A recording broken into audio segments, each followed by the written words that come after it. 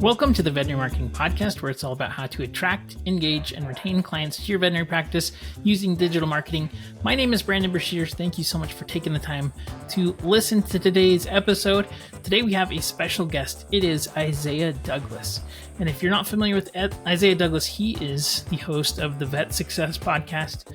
Really enjoy his podcast. He talks about all kinds of different topics related to veterinary medicine. But the thing that we're talking about today is data. Data is I would typically call a kind of buzzword that doesn't really have very much actual practical meaning. People talk about data all the time as far as what you should be tracking. Like everybody knows that data is being collected on them, but how can you use that? And that's where Isaiah comes in. He's been developing a new product that helps veterinary practices really target the right areas and understand exactly who is around you. If you're thinking about launching any type of new marketing initiatives, or if you're thinking about opening a practice or building a practice, this episode is for you. The data that Isaiah has access to and that we dive into is just truly incredible. So when it comes to building out products and services for your ideal customer, knowing who is around you is incredibly important. It's been really interesting to see a lot of times practices that are even in the same markets will have pretty dramatically different results just based on neighborhood data and demographic data that's right around them. So I don't think that it's possible to understate how important it is to make sure that your offers and your marketing really match to the type of demographics that you're trying to attract and that are around you. So I think you're going to really, really enjoy today's episode. It's a very cool conversation, and I really appreciate Isaiah coming on to share all of this with us. So before we begin, we have two sponsors for today's episode, and here they are. Are you looking to get better SEO ranking for your veterinary practice? Probably everyone I know that runs a veterinary hospital would be benefited from having better local SEO. And that's why I want to give you some free tools from one of today's sponsors. It is whitespark.ca. If you go to veterinarymarketingpodcast.com/SEO, that's veterinarymarketingpodcast.com/SEO, you can sign up to get a free account to give you some amazing SEO tools. Whitespark gives you everything that you need for better local SEO. If you haven't heard the episode I did with Darren Shaw, be sure to go back and look at it. He is the founder and owner of this company. It is fantastic. They have Google Business Profile Management, local rank tracking, local citation finder, reputation builder. They even have professional SEO services if that's something that you're looking for. So go to veterinarymarketingpodcast.com/SEO to check out Whitespark and the free tools that they have available for you. You won't be disappointed. They're really cool. Let me know what you think too. If you need help with any of that, please don't hesitate to reach out. But again, veterinarymarketingpodcast.com/SEO. Have you ever said to yourself, I wish I knew where these clients were coming from? If you've ever been wondering, what is actually driving conversions in your practice, then I have something that I think will be great for you, and that is CallRail. CallRail is a fantastic tool that allows you to measure and see where your conversions are coming from and which of the calls and call sources are driving clients into your practice. CallRail makes it really simple to not only see where your calls are coming from, but the AI tools that they have that track and record the conversation so that you can assign outcomes to the calls is amazing. I highly suggest all of the clients that I have use CallRail. And if you've ever wondered where are my clients coming from, you can try CallRail out for 2 weeks for free. If you go to veterinarymarketingpodcast.com/CallRail, you'll be able to try CallRail for yourself. Without further ado, here is my interview with Isaiah Douglas. Try to make myself look presentable, all those things. So we're good. All right, man. Well, thank you so much for jumping on the podcast with me. So you've been working on a project and I saw it yesterday.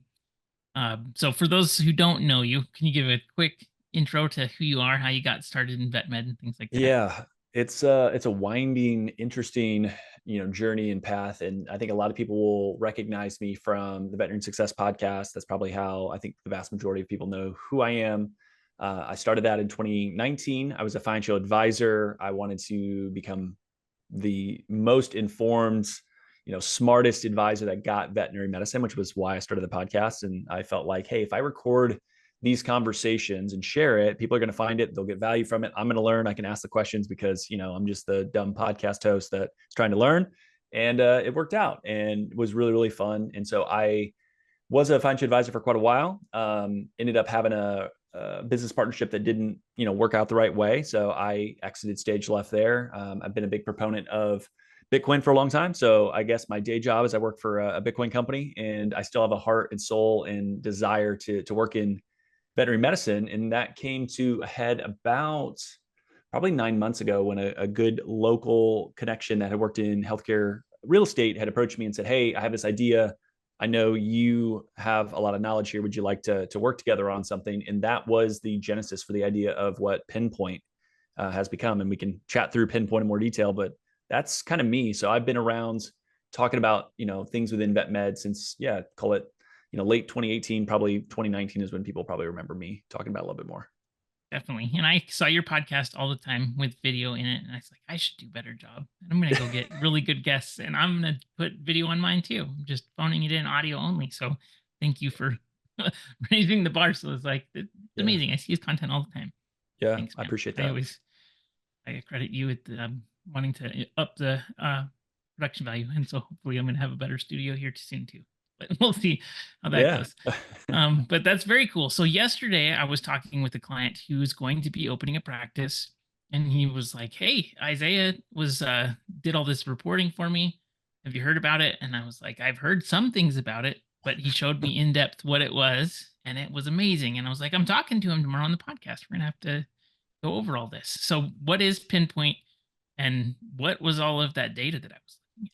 Where'd you get that from? So what the thesis for Pinpoint is, okay, if I'm a veterinarian and I am looking to either do a de novo, which is very, very popular, right? Maybe I'm going to do a joint venture, which is becoming more and more popular. Maybe I'm going to just go out and acquire a practice, or I want to grow, and marketing all of a sudden becomes a lot more important now that maybe things are slowing down a little bit. It's like, hey, I need to be a little bit more strategic on it.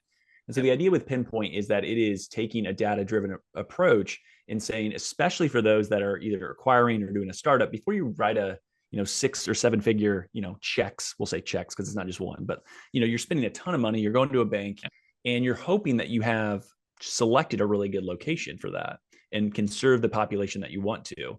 And what we have done with Pinpoint is say, we can actually give you and arm you with the information depending on where you're at in your journey to improve things. So if you're looking to select a location, where's the right location? You can have a metro area. You could say, I don't care. Tell me in the state, where's the best location?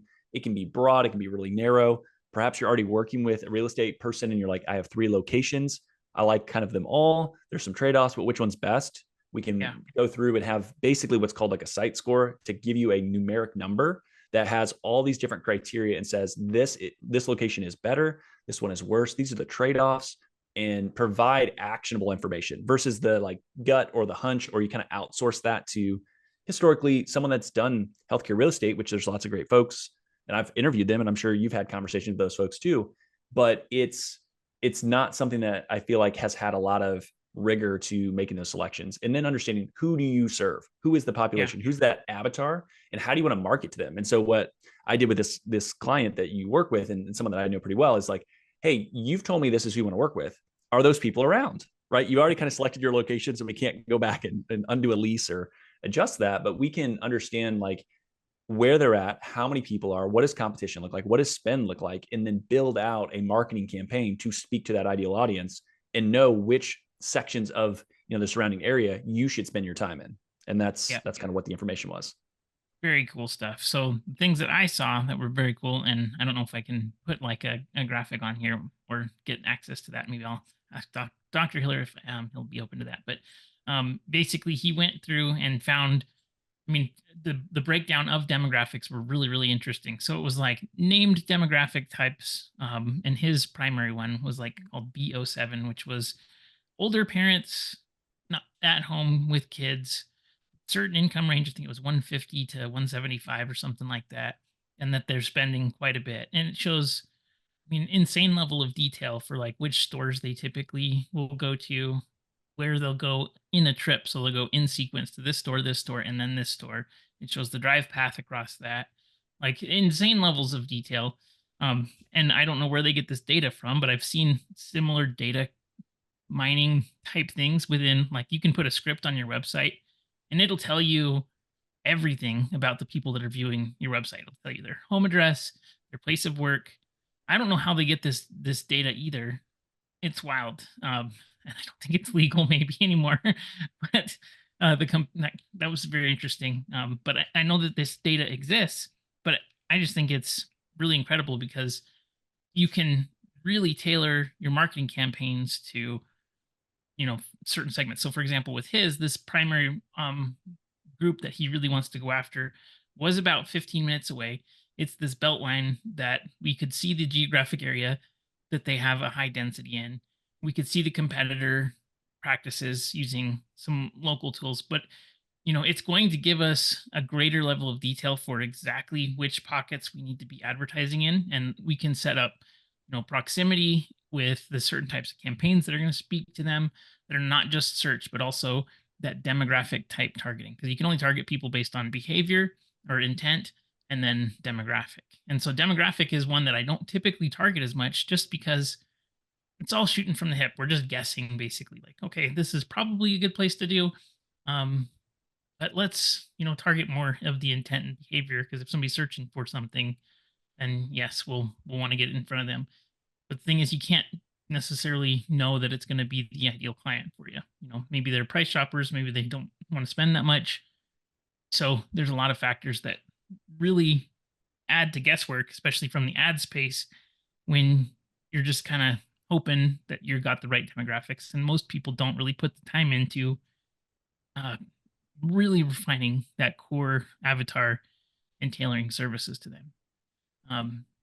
And I think it's more important than ever, just because I've seen practices that have been successful in suburban markets, and then they open in an urban market and it's a ghost town, and it's tough and it's interesting. So what are you seeing, especially with these de novo practices? I think people Yes. open the doors and they're like, build it and they will come. And then Yeah. where is everybody, especially in this market right now? Well, and I think that goes back to the idea of ensuring you're in a location where you can see from a competitor perspective, like, is it saturated? And a lot of the data kind of reminding back, yes, the data, and I think people need to understand like how much data is collected on them. It's super, like, can be scary and like Black Mirror-ish if people understand that reference of For like sure. how much data can be pooled. And a lot of the data that we are able to access comes from Experian, which is like credit reporting agency, which has a ton of information around behavior spend and the kind of psychographics and understanding like what types of people fall in different categories, like what kind of spend. And so we can tell, like, is this a population that has more of a pet ownership population? Do they have a dog? Do they have a cat? Is this more likely than the average, American household? Like, you can pull a lot of that data, and it's really, really fascinating. The other one is mobile analytics, which pulling data from, cell phones. Everyone has a cell phone literally attached to them, which, again, not always a positive thing when you think about that, but the amount of locations that you can pull information from is fairly interesting. And again, trying to use the data for good, not necessarily for bad. So like, I'll put on the hat of like, this can be used for good things. So if you're an existing practice, you can just geofence around your location and say, who comes into my practice when I'm open, and who am I serving today, and who do I want to serve? And I think you can look at it in two ways. You can say, okay, what's the population of just percentage of amount of people coming in? Or what's the propensity? Maybe it's a smaller population in my area, but this is the ideal client, or this is an interesting finding. I don't know why this one group of people like to come to me. Well, who is in that group in that area? Who's influential? How can you address and target that population? How do they want to be targeted? Okay, maybe it's an older demographic. Well, Instagram may or may not be the right, decision. Maybe it's old-fashioned, physical mailers. Maybe. So you can like derive a lot of information to then drive like how you would do ad spend, which I think is cool because it equips you and folks like you to say, ooh, I have a lot of this information, Mr. or Mrs. Veterinarian, this is who you want to target. Let's build that out.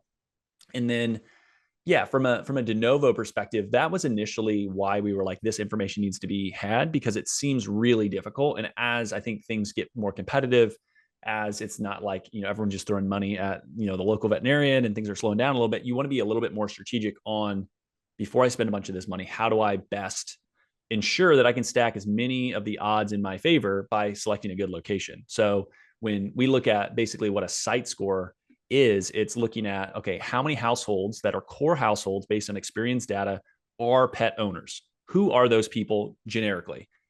Are they in your location? Okay, here's kind of the second category. And so you can start to score these core households that you want to attract. Now, you might say, I want to work with X amount of people in a certain kind of either occupation or, maybe it's an income range, whatever. You can score that way. So you can basically come to us and tell us who you want to serve, or you can just say, I want people that will show up, pay, and want veterinary, care. So you have that flexibility, and you probably need some of both. Or maybe it's just, I want people that can pay for services, but that will help. How much do they spend annually? So will they spend enough to justify it? Are you trying to be, a boutique kind of high end? Are you trying to be like, hey, we just want to serve a ton of people and be really cost affordable? Like that is also important to understand where you're located. Competitors, big box grocery stores in your area, just growth of the area is obviously important. So like we have done a lot of work. I live in basically central Indiana. So I live just north of Indianapolis in probably the fastest growing county, and, a fairly affluent county that has a lot of wealth. And so looking at, growth, some of the different pockets, when we look at these locations and run some sample reports, it's like, ooh, this is a really good area because it's growing at double digits. Yeah.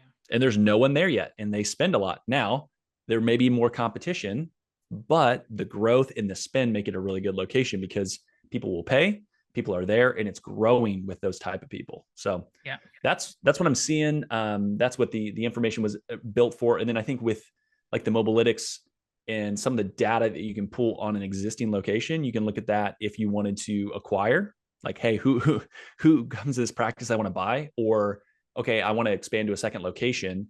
This is who I've served today and I'm very successful. How do I duplicate that, in this other, area, or in a 20-minute or 30-minute or an hour away, this satellite clinic? How do I like mirror this audience? So you can do some really interesting things there. Absolutely. I think there's value too in taking it if your practice isn't as successful as you'd like. And I think that that's actually happening quite a bit, where people will open up a practice and they are trying to service a certain niche or be, a certain type of value. And it just is not this, it's just not the demographics there. And so adjusting that service and unique selling proposition that you have to make yourself stand out from like competitors. An example would be extending hours. Instead of being open, from 7 to 10 in the morning, you shift that down from being open from 5 to 8 p.m. Like if you have the busy professionals that don't have the ability to take time off work, and it's, single household with just one person and their pet, like they have to take a day off work to get into your practice on Monday through Friday between 7 and 5 p.m., and that sucks. And so they want to be able to take it to a practice that is going to be open when they're not working, type of thing. So they don't have to use vacation or sick days or stuff like that. Mm-hmm. And I've seen that actually work for certain practices where they've tested that out, and it's been very successful. They didn't have any demographic data that was really fueling that, but I would bet if you looked at your core demographics right around your practice, and it's not the people that you're envisioning when you created your avatar for your client, thinking about what do these group of people value rather than what would I like, right? You have the market and then you have your ideal, and usually better to try to figure out exactly what could work there instead of hoping and wishing, And I think one question that we'll ask, and so like there's different reports depending on where someone's at. And like, we have one that's basically like this idea of like a comprehensive, which fits for, I just want to know like as much data ideally suited for like a de novo, but you can actually get into like buying styles. So is this person someone that wants a deal? Do they want like an organic or natural? So maybe if you're trying to, go to like an Eastern medicine style, like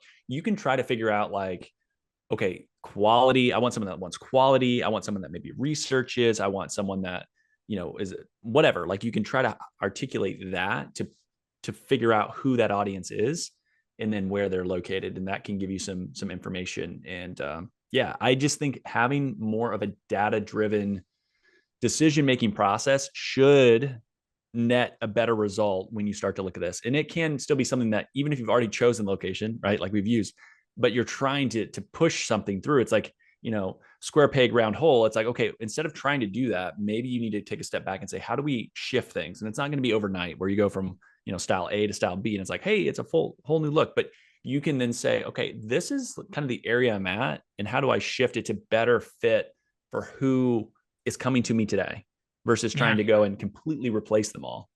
And I think that's absolutely. important.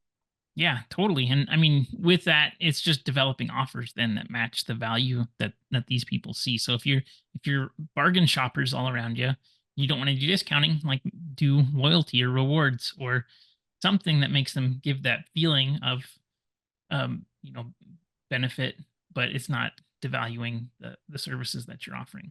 Or if you see that there's no holistic type search, I'm sorry, type people around, like they don't want the alternatives and they're not going to be doing, acupuncture and things like that because they just don't not on their radar to think about that. So I think identifying the offers that are going to match the audience, that's really, I think, the most important one. One of the guys, his name's Bond Halpert. He said that he's one of the best copywriters. He said the most important thing in any marketing is having basically a starving audience. Because even if your product isn't good, right? If you're at a football game and the only food is a terrible hot dog stand, they always sell out because they have audience that's starving. It's not that the food is so great; it's that the surrounding area is, and that is like the secret to good marketing. Is finding your starving audience and then crafting the offer so that it really resonates with them and the value that they have. And so I just I think love that's that. totally cool. I love Um, that. what kind of additional demographic things did you have? I didn't see all of those things, but like what kind of additional data points are you collecting? Because it's making me pretty, Yeah. So a you ton of can, ideas come through.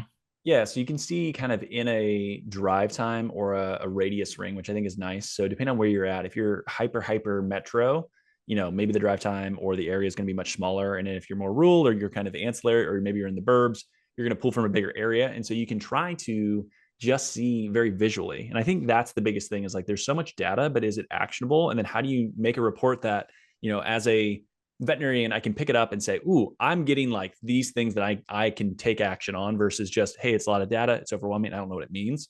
But looking at, okay, how many people are in the area? Who are they? What's the competition look like? What does the spend look like in the area?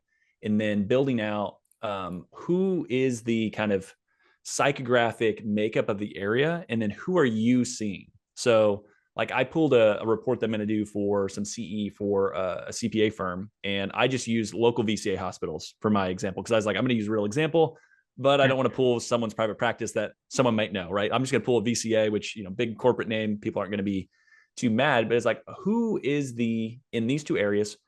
Who are the top three? And then who is the top three that actually come in the door and they serve, and they weren't the same population.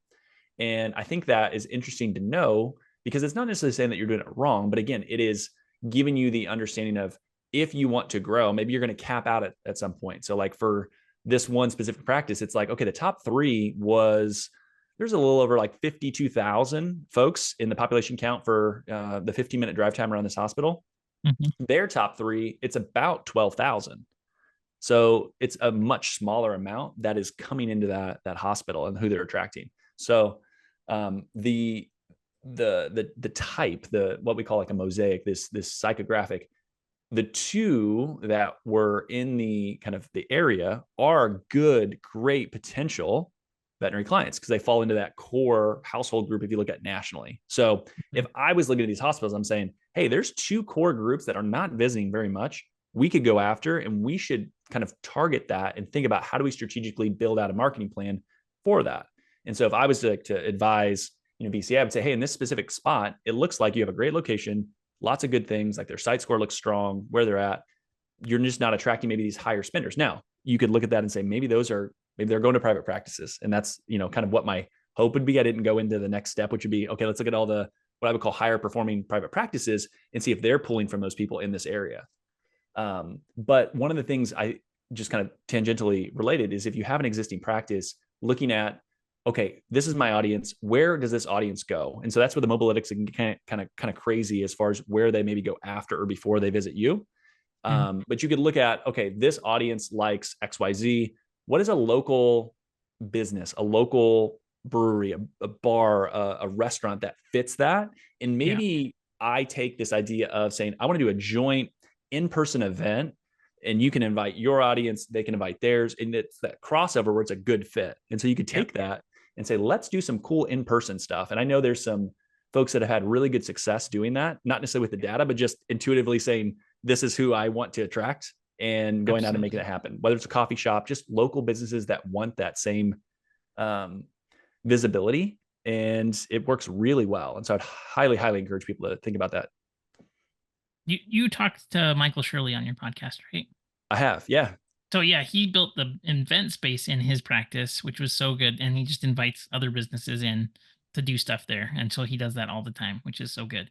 And then the other thing that I saw too that was really cool, and that you mentioned there, was the drive time reports that you have, and it goes and it highlights the streets, basically like 15-minute reports, like drive to your practice, for example. And the cool thing about that is, and I don't talk about direct mail very much, but direct mail is still effective. And I think it's actually getting a little bit more effective just because the focus is so heavy on digital. Right. Anytime that there's like a lack of uh, attention, as far as like a focus, everybody's focused on digital and stuff, which is great. And I think digital is fantastic, but there's definitely opportunity there. But one thing that I get with my clients, they ask, should we send out mailers? And I say, definitely. But instead of sending out 15,000 one time, send out 3,000 5 times. And so then you get that frequency. And the cool thing is that on the U.S. Postal Service site, where it's a service called Every Door Direct, you can actually highlight the routes, and it looks exactly like your map of the drive time. So you can see, okay, we're going to target these overlapping demographics that have the right households, and they're within our drive time, and you could hit them. Again, the smaller the list, if it's the right people and it's hitting the right people, it's going to be far more effective to get them like even 10 times than just once and hope that they show up. You're most likely going to get nothing if you send it out just one time. Yeah. Almost certainly. I would agree, because I feel like anything in the mail, even if I'm not looking for the service, I'll look at it, because so much of it's crap because it's like political stuff and you instantly toss it. But then if it's not, it's like, oh, what is this? And if you have, again, going back to like good copywriting, which I will raise my hand and say that's not my strength. But if you have someone that can design it and design it well with some good copy, you will see action from that. And I think if you're targeting the right people, speaking what they want, man, that could be really, really good. And again, I'm always one that's like, okay, how do I take a contrarian approach to this? If everyone's going one way, why compete there? Let's try doing this thing over here. And sure, it is probably a bigger spend at times, and it can be expensive to send out a lot of mail. But I think if done, with some tactical thought, it can be, super worthwhile. That's why I think it's important that you're really considering that demographic data. The cool thing too with that Every Door Direct marketing, they show you the neighborhood demos too that you're targeting, and so it'll be so interesting just to see like these streets have an average income of like 104,000, and then across the street it's like 70,000, and so you get to collaborate. I mean, verify that data that you have with what you're pulling, and then also what the Postal Service has. I don't know how accurate the Postal Service data is, but it's really interesting. And so if you're going to spend as much as it would cost for a click to get, mail out there, you want to make sure you're targeting the right people. Definitely. And I think for de novo, that approach of like physical mail plus online and digital is definitely a good combo. Yeah. And so with the types, so like I'll highlight one like AO1, which is, it's got a name then that's American royalty. You can then see by those types, again, a lot of that information, you can then show on a map where they reside. And you can see kind of like from a heat map or just a dot per household and say, okay, if this is the streets, I want to be here and here. Like you can get really granular with some of that stuff if you really wanted to highlight it, but it'll also tell you who is more susceptible to appreciate that stuff. Like, is direct mail something that this demographic will actually look at, or they instant shreds or recycling or trash? Right. Yeah. Because there's going to be a certain demographic that they're never going to look at it, regardless of how good you write it. So it's good to see that information too, as well. Definitely. And I totally think that's great. And maybe we should have defined psychographics for people. So demographics are like the characteristics that make up a person. I'm 24-year-old, like college student. That's demographic. Psychographics are their beliefs, values, goals, aspirations, those types of things, like what makes them tick and background thoughts. And so Yeah, thank you having for that that. is so much more insightful because you can really develop and tailor messages and things. But I think that practices should, if they want to do better at marketing, I think this is the thing, right? Targeting and cutting through the noise and finding out really what your clients want so that you can give it to them in a way that is going to be more valuable to them is always a good thing. So how can people get in touch with you and learn about their practice? Yeah. So depending on when this goes out, so we have all the data, a lot of the behind the scenes stuff. And, as we're recording this, our website is just getting the final touches on it, but it'll be pinpointmypractice.com, which I'll make sure I share. That way it's in the show notes. People can find it. And you can also email directly at hello@pinpointmypractice.com. And if you have questions, let us know. We have basically 5 different report types. So you can kind of slice and dice things how you want. And it's going to range from something like $250 to $900, right? We're not trying to charge an arm and a leg. Our big thing is if you're going to spend 6 or 7 figures on doing this, you want to arm yourself with good data. And we also know early on, like we feel like we know what you all want, right? As practice owners, we think it's really good information. But if you want specific things in kind of the on-take forms, we ask, is there specific things that you want? You can look at, how do I like this practice over here in Denver. I'm in Indiana. Can I mimic what they're doing? Maybe, right? It's going to be a different area, but you can also like try to highlight that and say, I want to mimic an audience, or I want to build a practice that looks like so-and-so. I think that is something that can be helpful, but it also could be helpful to tell you, you know what, you're not in an area that can do that, and preventing folks from making decisions that might be hurtful. So I would just say email, check out the website. The website's going to talk about each report, what you get with it. There's some sample reports that they can download and like see what the data will actually look like. I think that's important for me as someone that likes visuals. What does this report actually look like? Okay, I can get this for my area. That's great. Very helpful. And yeah, it's going to be tailored to where kind of you're at in your journey. And I would tell people, if they're not sure, reach out, send an email and say, this is what I'm after, which report fits for me. And we'll make sure that we can do that. So Very cool. that's what we're working on. I didn't know how much your prices were going to be. That's really, really affordable. I think it's worth it. We want to get out I would in the do it marketplace in a and second. show people. Yeah. Definitely. Well, thank you so much for your time and expertise. I really appreciate it. And I'm excited to see more clients use this. Make my job better and easier. Yeah. So appreciate it, man. Well, I appreciate the opportunity to share what I've been working on kind of behind the scenes, and excited to get some of this information out so it can be actionable and people can put it to work. Fantastic. Well, thanks again. Give it another plug one last time. Yeah, Pinpoint My Practice. Hello@pinpointmypractice or pinpointmypractice.com, and check it out. Let us know what you think.